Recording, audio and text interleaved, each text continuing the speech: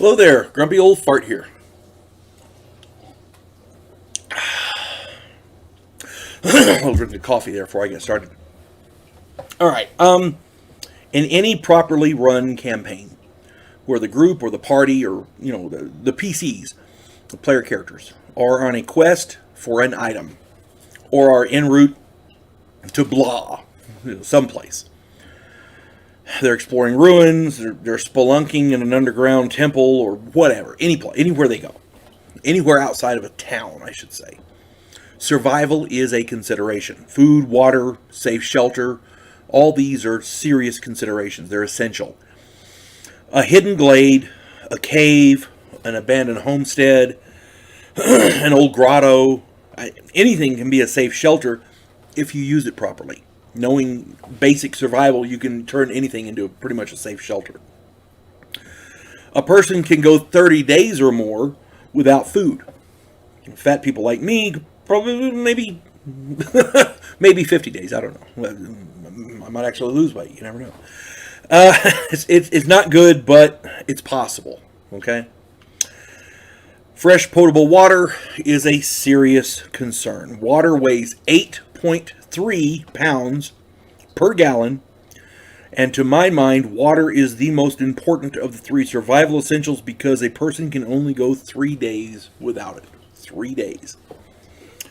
Rather than carry water barrels or be stuck following streams or rivers, players have to find a way to rehydrate. Drinking your own urine gets a little old after a while. That's all I'm saying.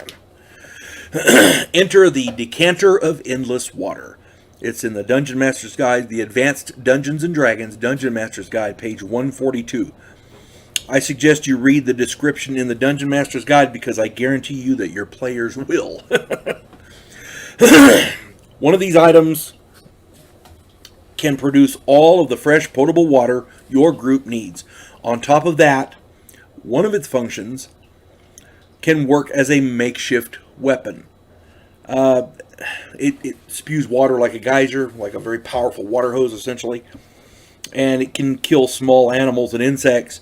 Just make sure that there's a place for the water to go, or your players may run the risk of drowning if they're in an enclosed area. So just be aware of that. This is one of those less conspicuous items that can easily make the difference between life and death for your party, and it's very, very useful. It's one of those useful items. A lot of people don't really talk about it, but it's one of the first things I go for when I have a beginning character and I get some money.